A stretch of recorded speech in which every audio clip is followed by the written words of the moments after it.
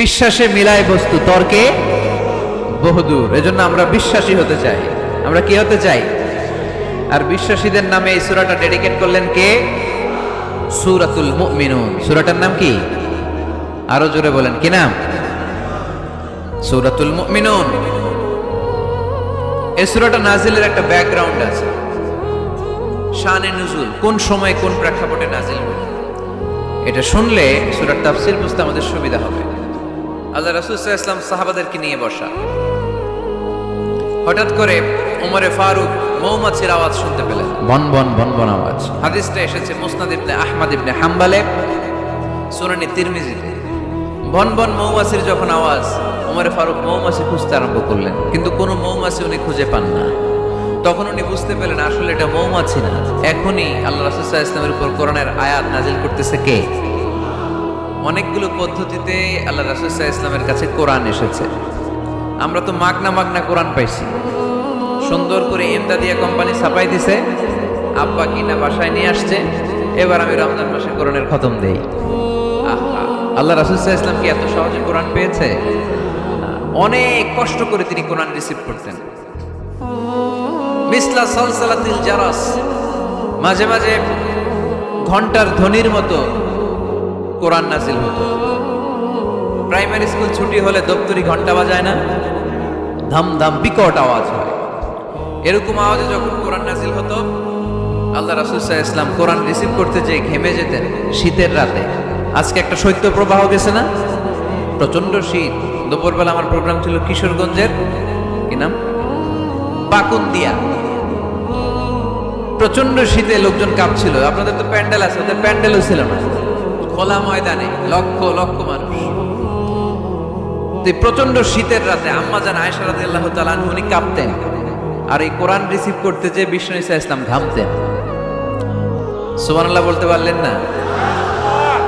এত কঠিন ছিল ওহি রিসিভ করা। ইন্না সানুলকি আলাইকা কওলান সাকিলা, নবী হে, এই কোরআনের বাণীটা অনেক সাকিল, ভারী। এত ভারী, ওটের উপর বসে থাকা অবস্থায় যখন কোরআন নাজিল হতো, তখন রাসূল সাল্লাল্লাহু আলাইহি ওয়াসাল্লাম যে ওটের উপর বসে আছেন, ওটের পা গুলো জমিনে গেড়ে যেত। ঘোড়ার উপর বসে থাকা অবস্থায় কোরআন নাজিল হলে ঘোড়াটা দাঁড়ানো থেকে বসে যেত। মাঝে মাঝে সাহাবাদের গায়ে হেলান দিয়ে পায়ের মধ্যে মাথা রেখে রাসূল সাল্লাল্লাহু আলাইহি ওয়াসাল্লাম শুয়ে থাকতেন। এক সাহাবীর পায়ে মাথা রেখে আল্লাহ রাসূল সাল্লাল্লাহু আলাইহি ওয়াসাল্লাম শুয়ে আছেন, তিনি টেরই পাচ্ছেন না। হঠাৎ করে কোরআনের আয়াত নাজিল হতে লাগলো। সাহাবী বললেন, হঠাৎ করে আমি টের পেলাম বিশ্বনবীর মাথাটা অনেক ভারী হয়ে গেল। আমার মনে হচ্ছে যে রাসূল সাল্লাল্লাহু আলাইহি ওয়াসাল্লামের মাথার ভারে আমার পায়ের হাড়টি ফেটে খান খান হয়ে যাবে। সুবহানাল্লাহ পড়েন। তো এই কঠিন কোরআন যখন রাসূল সাল্লাল্লাহু আলাইহি ওয়াসাল্লাম রিসিভ করতেন, তিনি ঘেমে যেতেন। আবার মাঝে মাঝে সাইয়েদনা জিবরাইল আলাইহিস সালাম সরাসরি ওনার সূরাতে আসতেন কোরআন নিয়ে। হেরা পর্বতে আর সিদরাতুল মুনতাহায়, এই দুই জায়গায় আল্লাহ রাসূল সাল্লাল্লাহু আলাইহি ওয়াসাল্লাম সাইয়েদনা জিবরাইল আলাইহিস সালামের মূল আকৃতিতে ওনাকে দেখতে পেয়েছিলেন। মাঝে মাঝে স্বপ্ন যোগে আসতো এই ওহী, পর্দার আড়াল থেকে মেরাজের রাতে তিনি পেয়েছেন ওহী। মাঝে মাঝে ইউলকা ফি কুলুবি রাসূলিল্লাহ, আল্লাহ রাসূল সাল্লাল্লাহু আলাইহি ওয়াসাল্লামের অন্তরে ওহী ঢেলে দেয়া হতো। আর মাঝে মাঝে মিসলা সাউতিন নাহাল, মৌমাছির ভনভন ভনভন আওয়াজের মতো কোরআন নাজিল করত কে? ভনভন আওয়াজ দেখে ওমরে ফারুক বুঝলেন এটা আসলে মৌমাছি না, কোরআনের আয়াত। কোরআনের আয়াত নাজিল শেষ, আল্লাহ রাসূল সাল্লাল্লাহু আলাইহি ওয়াসাল্লাম চেহারা ঘুরিয়ে সাহাবীদের দিকে মুখ করে বসলেন আর বললেন, এইমাত্র সূরাতুল মুমিনুনের শুরুর দিককার আয়াতগুলো আমার কাছে নাজিল হয়েছে। এখানে আল্লাহ তাআলা মুমিনের 7টি গুণের কথা বলেছে। কয়টি? সবাই বলতে হবে, কয়টি গুণ? আল্লাহ রাসূল বললেন, মান আকামা হুন্না দাখালাল জান্নাহ, এই 7টা গুণ যে মানবে আল্লাহ তাআলা জান্নাতুল ফেরদাউসের মালিক বানায় দিবে। আজকে এই 7টা গুণের ব্যাপারে আমরা জেনে যাব ইনশাআল্লাহ। পড়ি আর জোরে পড়ি ইনশাআল্লাহ। আর যদি আপনাদের কষ্ট হয় ওঠা বসা করবেন না, হাত তুলে দাঁড়িয়ে যাবেন, বলবেন হুজুর কষ্ট হচ্ছে। দুই একজনের কাছ থেকে শুনলেই দোয়া করে বিদায়, সংক্ষেপ করে দেবেন ইনশাআল্লাহ। মাইকের সাউন্ডে আমি প্রাণ পাচ্ছি না। আমি বলতেছি একটু ইকো দিয়ে দেখো প্রাণ পাওয়া যায় কিনা। একটু ইকো দাও তো দেখি, বেশি দিও না, আবার একটু দাও। দুর্বল, সাউন্ড দুর্বল। প্রতি রাতে আমাদেরকে কথা বলতে হয়, সাউন্ড সিস্টেম যদি ডিজিটাল সাউন্ড সিস্টেম না হয়, দুর্বল হয়, আমাদেরকে শাউট করতে হয়। একদিনের জন্য শাউট করে আমার গলা ভাঙলে আমার জীবন ধন্য, সমস্যা নাই। কিন্তু আমার তো একদিন না। নোয়াখালীর লোকেরা কয়, হুজুর আন্নে গো একদিন, আঙ্গ ব্যাগ দিন। মানে আপনাদের একদিন হলো আমাদের ব্যাগ দিন, মানে প্রতিদিন। কি হয়েছে? সাপ কই? বসো বসো। তাহলে মুমিনের কয় গুণ? গলায় আওয়াজ নাই। কয়টা গুণ? শেষ পর্যন্ত এরকম আওয়াজ লাগবে আমার। আওয়াজ তোলা যাবে? মাশাআল্লাহ। 60টা গুণ আজকে আমরা শুনবো। আল্লাহ শুরু করছেন, قد أفلح المؤمنون الذين هم في صلاتهم خاشعون। সফল হয়েছে তারা, ঈমান এনেছে যারা। কার কথা? সফলতার মানদণ্ড আল্লাহ দিয়েছেন ঈমান। আপনি যদি টাকাওয়ালা হন, আপনি সফল না যদি ঈমান না থাকে, ঠিক কি না? আপনি যদি ক্ষমতাওয়ালা হন, আপনি সফল না যদি ঈমান না থাকে, ঠিক কি না? আপনি অনেক বড় সেলিব্রিটি কিন্তু ঈমান নাই, আল্লাহর মানদণ্ডে আপনি সফল না, ঠিক কি না? এজন্য আল্লাহ বলেছেন সফল হয়েছে তারা, ঈমান এনেছে। আমি বলবো সফল হয়েছে তারা, আপনারা বলবেন ঈমান এনেছে যারা। আওয়াজ তুলে বলেন, সফল হয়েছে কারা? যারা ঈমানদার, তারা সফল। قد أفلح المؤمنون, successful indeed are the believers. তারাই সফল যারা ঈমানদার। তবে যেন ঈমানদার নয়, তাদের 7টা বৈশিষ্ট্য থাকা চাই। কয়টা? 1 নম্বরে আল্লাহ বলছেন, আল্লাযীনা হুম ফি সালাতিহিম খাশিউন। তারা যখন সালাতে দাঁড়ায়, দিন দুনিয়ার হুঁশ থাকে না। তারা ভীত সন্ত্রস্ত হয়ে আল্লাহর দিকে রুজু হয়ে সালাত আদায় করে। নামাজে যখন দাঁড়াবো, দুনিয়ার কোনো হুঁশ জ্ঞান আমাদের থাকতে পারবে? আমাদের হুঁশ থাকবে একদিকে, তিনি কে? সালাতে কায়েম করো, সালাতে কায়েম করো, হবে সম্মানী তুমি, হবে জান্নাতি তুমি, হবে সম্মানী তুমি, হবে জান্নাতি তুমি।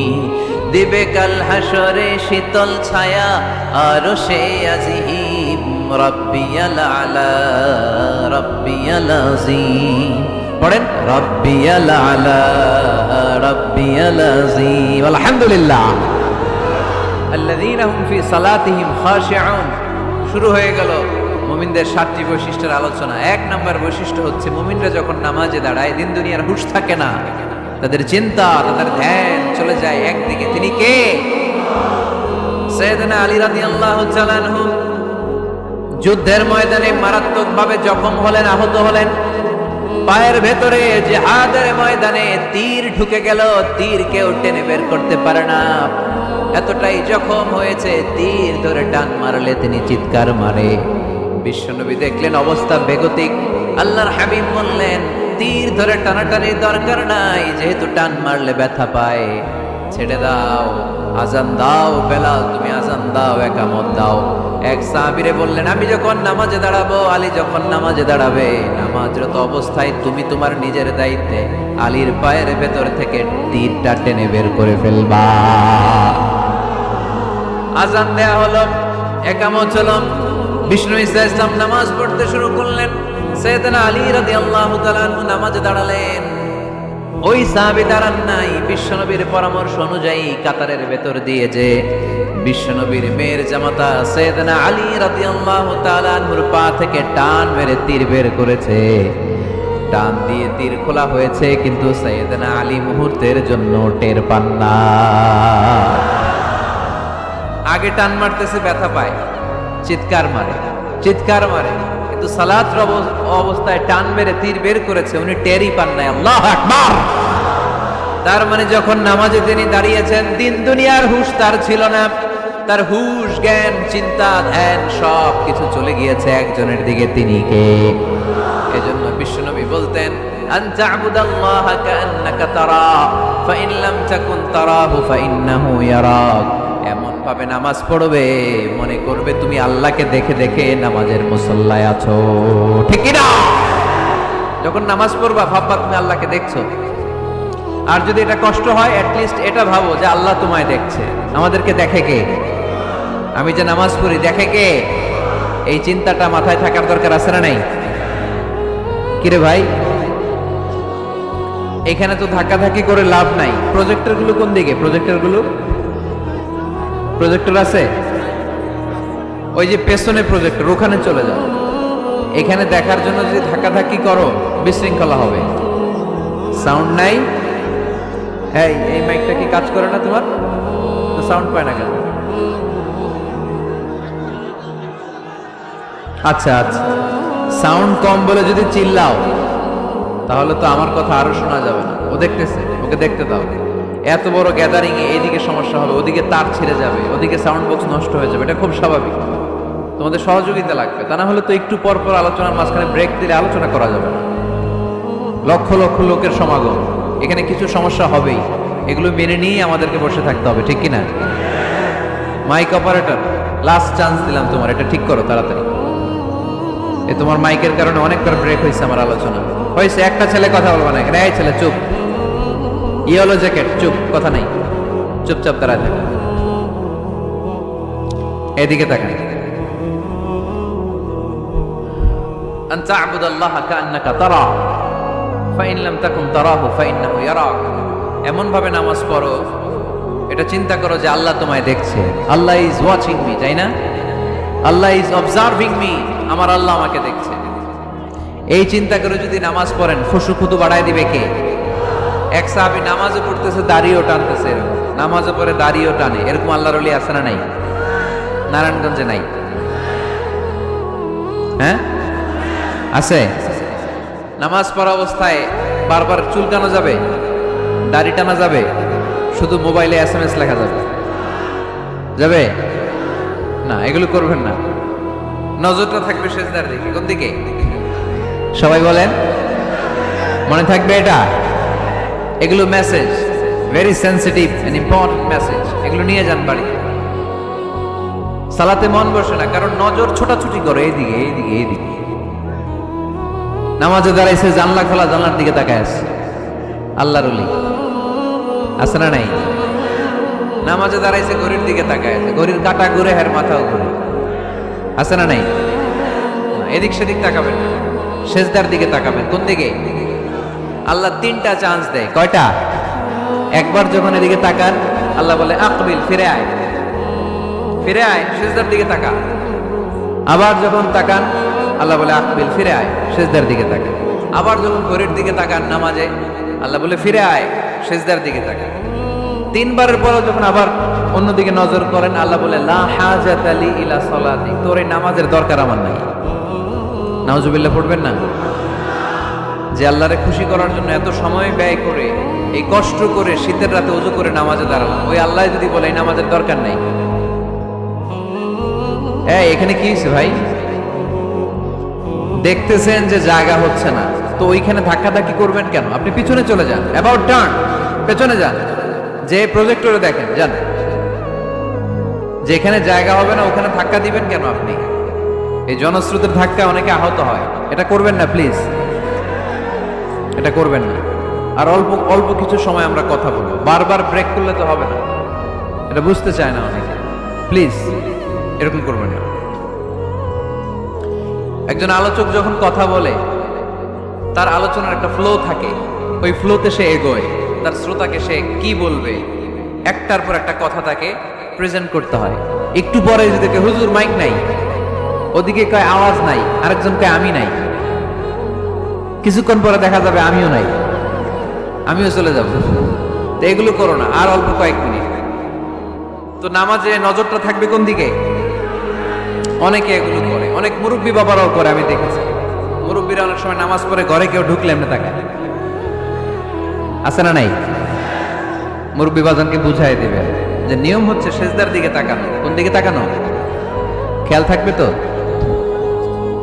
সাহাবারা যখন নামাজে দাঁড়াতেন, সফরে যখন মরুভূমিতে সালাত আদায় করতে দাঁড়াতেন, মরুভূমির পাখিগুলো সাহাবাদের মাথায় এসে বসে যেত। কারণ পাখি মনে করতে এগুলো খেজুর গাছ। কি গাছ? নড়ে না, চড়ে না, ঠায় দাঁড়িয়ে আছে। পারা যাবে না এরকম নামাজ পড়তে? ইনশাআল্লাহ পড়েন। আল্লাযীনা হুম ফি সালাতিহিম খাশিউন, মুমিনদের প্রথম গুণ, তারা যখন নামাজে দাঁড়ায় ভীত সন্তুষ্ট হয়ে খুশু খুদুর সাথে একাগ্রতার সাথে নামাজ পড়ে। With full of solemnity and submission, ডানে বায়ে তাকায় না। তারা সব সময় টেনশনে থাকে, আল্লাহ আমার নামাজ কবুল করলো তো? আর তারা ভাবে হতে পারে এটাই আমার জীবনের শেষ নামাজ। It could be my final salah. Perform the salah as if this is your last and final prayer. এমন ভাবে নামাজ পড়ো, চিন্তা করো যে হতে পারে এটাই তোমার জীবনের শেষ নামাজ, আর হয়তো আমি আল্লাহর সিজদা দেওয়ার সুযোগ পাবো না। আজকের মাহফিল শেষ করে আমরা বাসায় পৌঁছতে পারবো, কোনো গ্যারান্টি আছে আমার? আর 10 মিনিট হায়াত আছে আমার, কোনো গ্যারান্টি নাই। আর 2 মিনিট বাঁচবো, গ্যারান্টি আছে? শ্বাস যেটা নিলাম এটা ফেলতে পারবো, গ্যারান্টি আছে? তো মুসল্লায় যে দাঁড়াইলেন, নামাজ যে পড়লেন, এরপরে আরেকবার নামাজের সুযোগ পাবেন, গ্যারান্টি আছে? তো তাহলে প্রত্যেক নামাজের সময় মুসল্লায় দাঁড়িয়ে আমরা এটা ভাবি না কেন যে এটাই হতে পারে আমার শেষ নামাজ? This could be my final সালাহ, হতে পারে এটাই আমার শেষ নামাজ। এরকম চিন্তা নিয়ে যদি আপনি নামাজে দাঁড়ান, তাহলে মন এদিক সেদিক যাবে। অনেকে নামাজেও দাঁড়ায়, আবার টেলিভিশনে কোন নিউজ দিচ্ছে ওইটার টেনশনও থাকে, আছে না নাই? নামাজেও দাঁড়ায়, শেয়ার বাজারের দাম বাড়লো না কমলো টেনশন করে। নামাজেও দাঁড়ায়, মাশরাফি ছক্কা মারলো না আউট হইলো, টেনশন আছে না নাই? যার যেদিকে আগ্রহ ওইটা নিয়ে পড়ে থাকে নামাজে, ওই নামাজকে আল্লাহ কবুল করবে? এই জন্য এমন ভাবে সালাতে দাঁড়াবো, ভাববো যে হতে পারে এটাই আমার জীবনের শেষ নামাজ।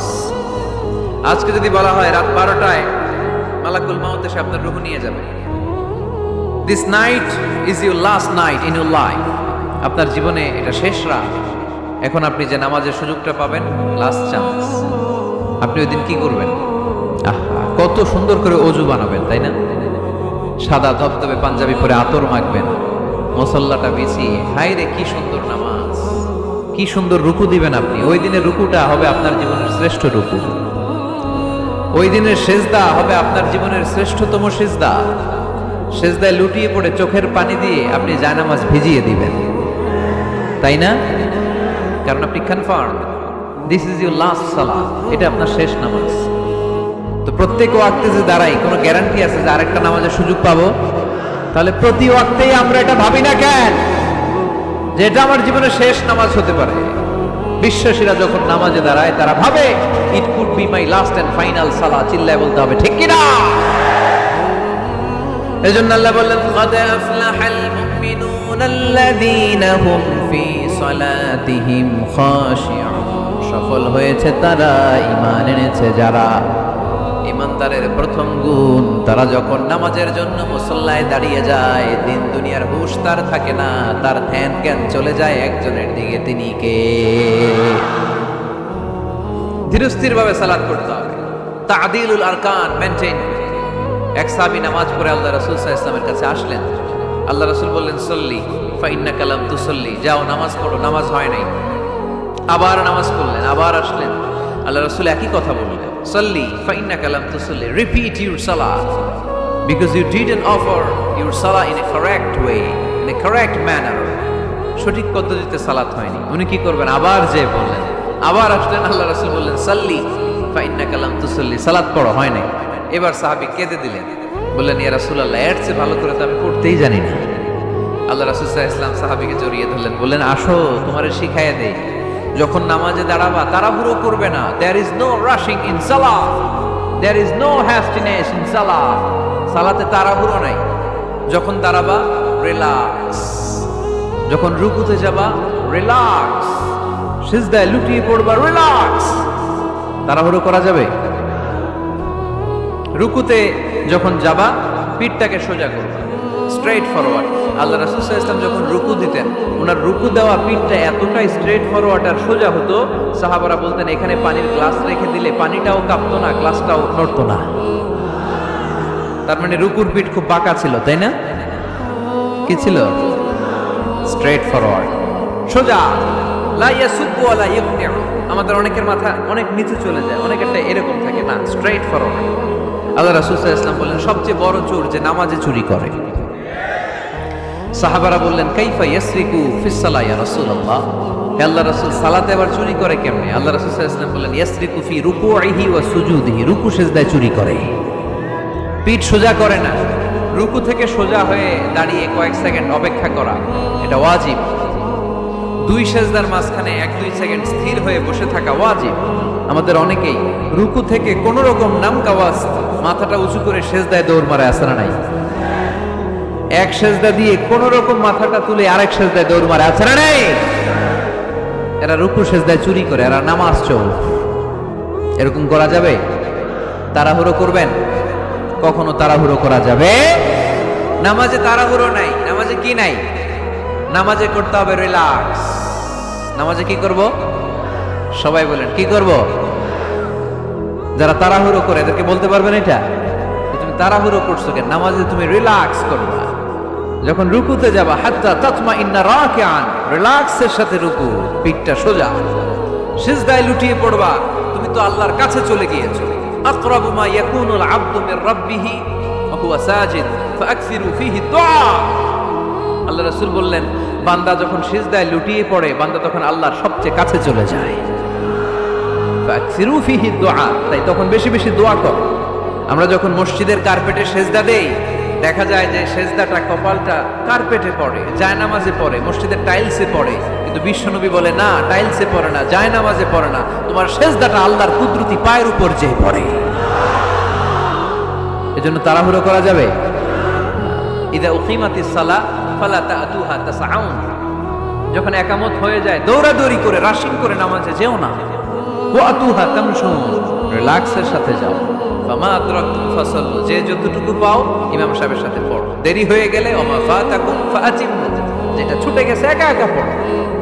4 রাকাত পেয়েছি, 2 রাকাত, বাকি 2 রাকাত একা একা পড়ার সুযোগ আছে না নাই? তো তাড়াহুড়ো করেন কেন আপনারা? আর তাড়াহুড়ো করবেন? অনেকে ওযুখানায় তাড়াহুড়ো করে।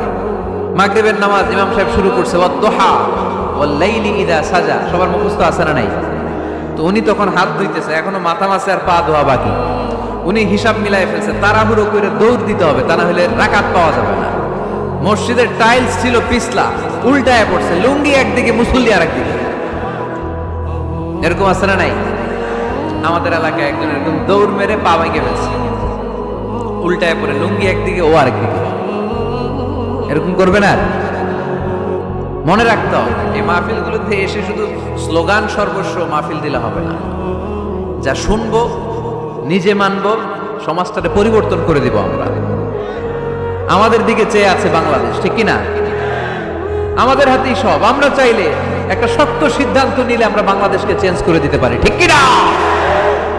এখানে বসে আছে আগামীর প্রধানমন্ত্রী, এখানে বসে আছে আগামীর নারায়ণগঞ্জের এমপি, এখানে বসে আছে আগামী দিনের এই থানার চেয়ারম্যান, ঠিক কিনা? আমরা যদি ঠিক হয়ে যাই, ঠিক থাকবে বাংলাদেশ।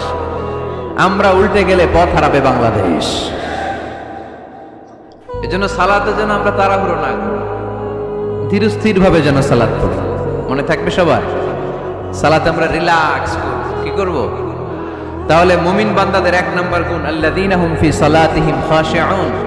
মুমিনরা যখন নামাজে দাঁড়ায় তারা তাড়াহুড়ো করে না, তারা ধীর স্থির ভাবে সালাত আদায় করে। রাজি আছি তো সবাই? আল্লাহ তুমি কবুল করো। তাহলে 1 নাম্বার পয়েন্ট সবার কাছে ক্লিয়ার? আচ্ছা। 2 নাম্বার আল্লাহ বললেন ওয়াল্লাযীনা হুম আনিল লাগবি মুরিদুন। মুমিন বান্দাদের 2 নাম্বার বৈশিষ্ট্য, তারা অনর্থক কাজ থেকে মুখ ফিরিয়ে নেয়। তাই না? এখানে অনর্থক কাজ গেলে আমার সওয়াব নেই, আরো গুনাহ হবে, যাব আমি? এখানে এমন কাজ গেলে আমার আমল নষ্ট হবে, যাব আমি? ওয়াল্লাযীনা হুম আনিল লাগবি মুরিদুন। মুমিন বান্দার 2 নাম্বার গুণ, মুমিন বান্দা কখনো কোনো অনর্থক কাজের দিকে যায় না। যেই জায়গায় গেলে সওয়াব হয়, মানবতার কল্যাণ হয়, সব সময় মুমিনকে ওই জায়গায় পাওয়া যায়। ওয়াল্লাযীনা হুম আনিল লাগবি মুরিদুন। অনর্থক কাজ করব না, যেটাই করব এটা যেন অর্থবোধক হয়, এটা যেন আমার কাজে লাগে, 10-এর কাজে লাগে। এরকম কাজ করার দরকার আছে না নাই? মিন হুসনি ইসলামিল মারই তারকুহু মা লা ইয়ানি। আল্লাহ রাসূল সাল্লাল্লাহু আলাইহি ওয়াসাল্লাম বললেন, ব্যক্তির ইসলামের সৌন্দর্যের মধ্য থেকে একটা বড় সৌন্দর্য হচ্ছে ব্যক্তি অনর্থক কোনো কাজ করবে না। কারণ মুমিন খুব ভালো করে জানে, যাই করে ভিডিও ক্যামেরা দিয়ে ক্যামেরা করে কে? আপনারা কি মনে করছেন যে আজকের যে মিডিয়ার ভাইরা আসছে ওদের কাছেই ক্যামেরা, ফেরেশতাদের কাছে ক্যামেরা নাই? আছে না নাই? এজন্য আল্লাহ সূরা ইয়াসিনে বললেন ওয়া কুল্লা শাইইন আহসাইনাহু ফি ইমামিন মুবিন। দুনিয়াতে তোমরা যা করো, যেখানে যাও, যে কাজের সাথেই সম্পৃক্ত হও না, তোমাদের সব কাজগুলোকে ইমাম মুবিন নামক ভিডিও ক্যামকর্ডার দিয়ে ধারণ করে কে? আবার মুমিন জানে মা ইয়ালফিযু মিন কাউলিন ইল্লা লাদাইহি রাকীবুন আতীদ। মুমিন জানে মুখ দিয়ে আমি যা বলি, যে বাক্যই উচ্চারণ করি, যে শব্দ উচ্চারণ করি, ফেসবুকের কমেন্টস বক্সে যেই কমেন্টস আমি টাইপ করি, এই সবগুলো দেখে কে? রাকিবুন আতীদ নামে দুইজন ফেরেশতা আছে, সব কিছু নোট করে নেয়, ঠিক কিনা? মুখে যা বলবো এটাও অর্থবহ হইতে হবে, যা লিখবো তাও অর্থবোধক হইতে হবে, ঠিক কিনা? এখন তো বলার চেয়ে আমরা টাইপ করি বেশি। ফেসবুকে কমেন্টস অপশন আছে না নাই? আহা, ইচ্ছা মতো কমেন্টস করে, কমেন্টসের ফুলঝুরি, গালি গালা সব মাগনা, আছে না নাই? নারায়ণগঞ্জের ছেলেরা অবশ্যই এগুলো করে না, এখানকার ছেলেরা ভালো, অনেক দেখেই বোঝা যাচ্ছে খুব শান্তশিষ্ট। কমেন্টেও আমি কি লিখলাম এ ব্যাপারেও হিসাব চাইবে কে? কান দিয়ে আমি কি শুনি হিসাব চাইবে কে? চোখ দিয়ে কি দেখি হিসাব চাইবে কে? এজন্য যা মন চায় চোখ দিয়ে দেখা যাবে, যা মনে চায় মুমিন কান দিয়ে শুনতে পারে। যেন কানে শুনি সদা তোমার কালাম, এ খোদা চোখে যেন দেখি শুধু কোরআনের আয়াত, শোনো আমারে মুনাজাত। পড়েন, শোনো শোনো ইয়া ইলাহি আমারে মুনাজাত, শোনো আমারে মুনাজাত। পড়ি আমিন। এজন্য মুমিন বান্দার 2 নাম্বার গুণ ওয়াল্লাযীনা হুম আনিল লাগবি মুরিদুন। অনর্থক কাজে আমরা যাব না। যাব? তোমরা যুবকরা মিলে অনেক কিছু করতে পারো, ব্লাড ক্যাম্পেইন করতে পারো, রক্ত দেওয়ার মাধ্যমে জীবন বাঁচানো যায়, ঠিক কিনা? তোমরা যুবক ছেলেরা মিলে বৃক্ষ রোপণ কর্মসূচি করতে পারো, তোমরা যুবক ছেলেরা মিলে পরিচ্ছন্নতা অভিযান চালাতে পারো এলাকায়। তোমরা চাইলে সবাই মিলে দাঁড়িয়ে সমাজ থেকে ইফটিজিংকে তাড়াতে পারো। তোমরা চাইলে সমাজ থেকে যৌতুকের মতো মরণ ব্যাধিকে ঝাড়ু পেটা করে বিদায় করতে পারো। তোমরা চাইলে আগামীর বাংলাদেশকে সোজা পথে উঠিয়ে দিতে পারো।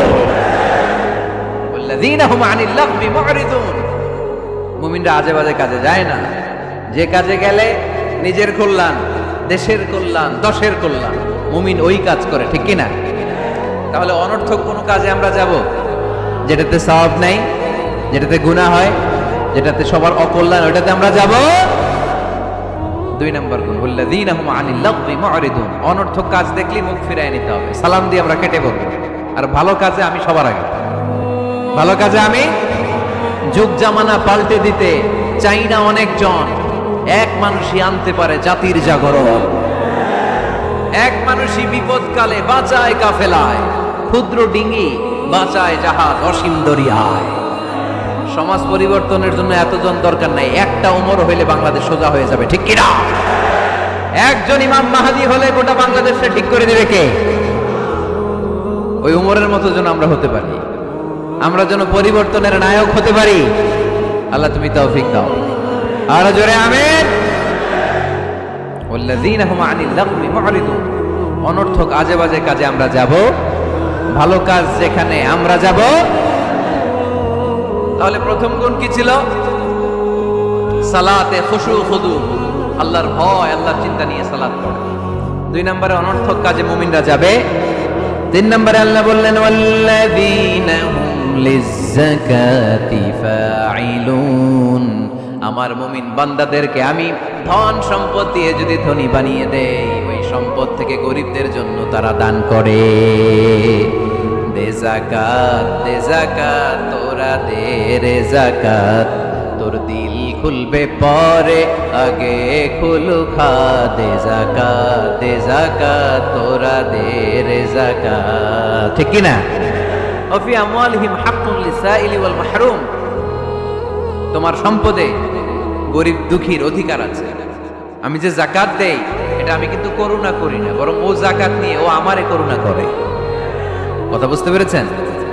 আমি জাকাত দেওয়াটা আমার উপর ফরজ, কিন্তু যে গরিব ওর জন্য কি জাকাত নেওয়া ফরজ?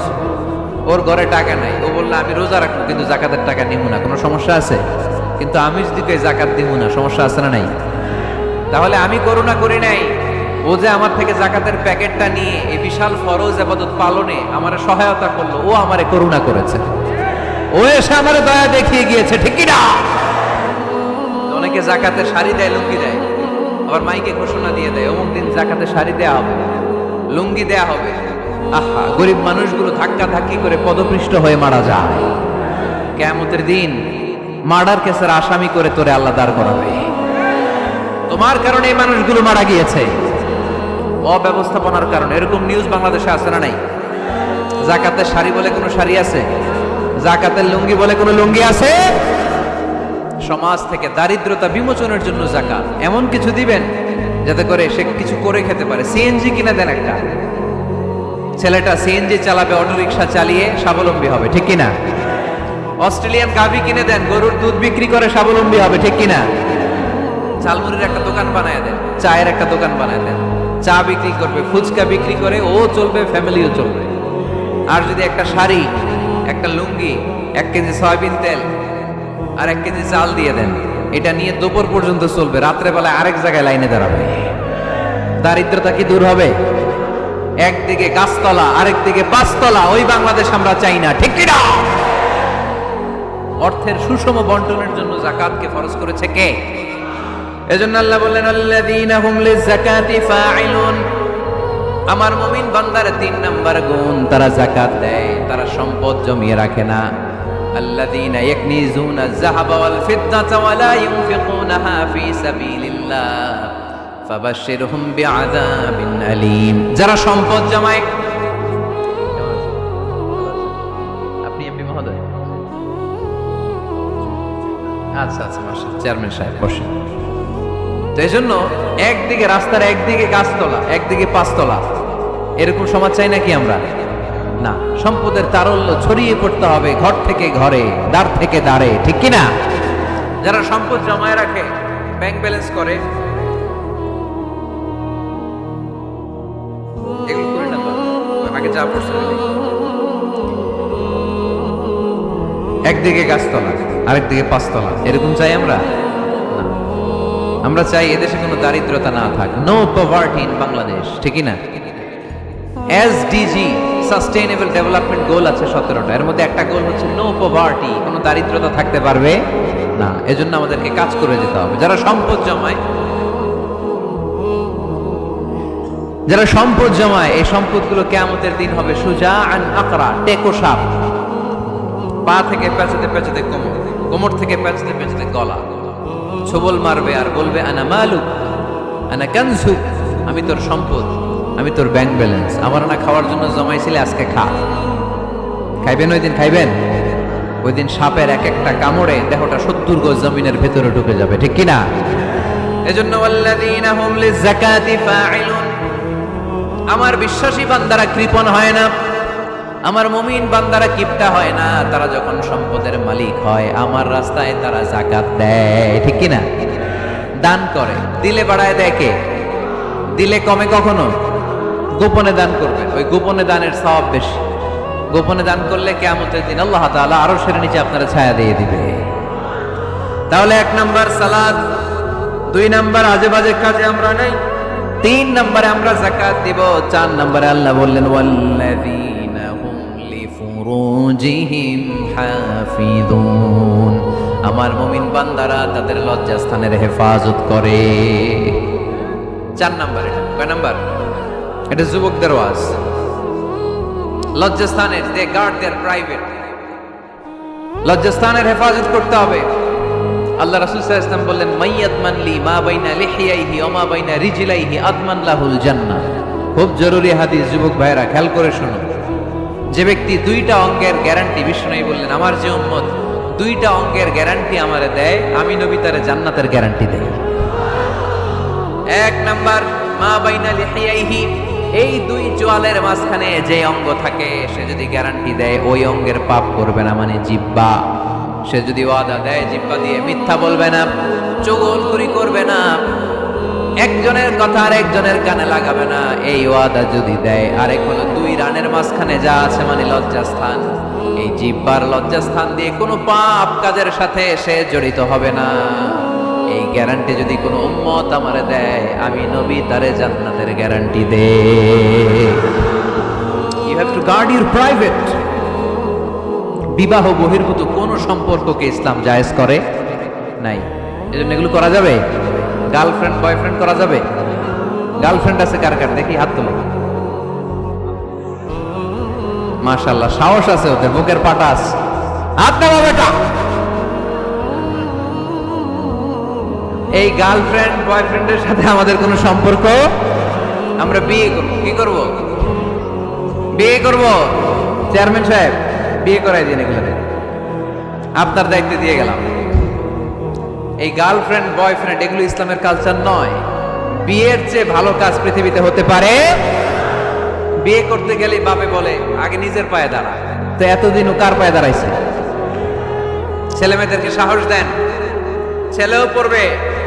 ওই যে একজন চিল্লান দিয়ে উঠছে, ওর কমন পড়ছে, কমন পড়ছে। মাশাআল্লাহ।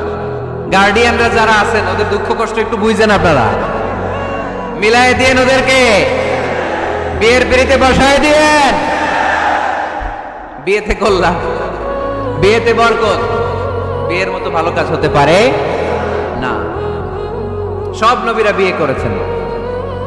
আর নিকাহ মিন সুন্নতি, বিয়ে আমার সুন্নাত। ফামান রাগিবা আন সুন্নতি ফালাইসা মিন্নি, যে আমার সুন্নতকে ভালোবাসে না সে আমার উম্মত হতে পারে না। বিয়েটাকে সহজ করে দেন। যেই সমাজে বিয়ে সহজ ওই সমাজে জিনা কঠিন, তাই না? যেই সমাজে জিনা সহজ ওই সমাজে বিয়ে কঠিন। আমাদের সমাজে জিনা করা সহজ, বিয়ে করতে লাগে 10 লাখ, জিনা করতে লাগে 1000। ঠিক কি না? 10 লাখ টাকা ছাড়া বিয়ে করা যায় না। এটা লাগবে ওইটা লাগবে, এই দাও ওই দাও, মোহর দাও, বিশাল অঙ্কের মোহর। 10 লক্ষ টাকা ধার্য না করলে মেয়ে দিবে না, এরকম আছে না নাই? না, এগুলো আসলে ইসলামিক কালচার না। ছেলের বাবা মেয়ের বাবা উভয়কে আমি বলি বিয়েটা সহজ করে দেন, সহজ করে দেন। ছেলে পড়াশোনা করুক, সমস্যা নাই, মেয়েও পড়ুক, কিন্তু তারা পবিত্রভাবে তাদের সম্পর্ককে মেনটেন করুক। ঠিক কিনা? তাদের এই যৌবনের তাড়নায় যে পাপের সাথে জড়াবে তার পার্সেন্টেজ গুণা বাবা হিসেবে আপনার কাঁধেও আছে না নাই? এজন্য বাবারা সাবধান, মায়েরা সাবধান, বিয়েটাকে সহজ করেন। এই এলাকার যুব সংঘ যারা আছো, তোমরা একটা ক্যাম্পেইন করবা এই মাহফিলের পরে, টাইমলি ম্যারেজ ক্যাম্পেইন।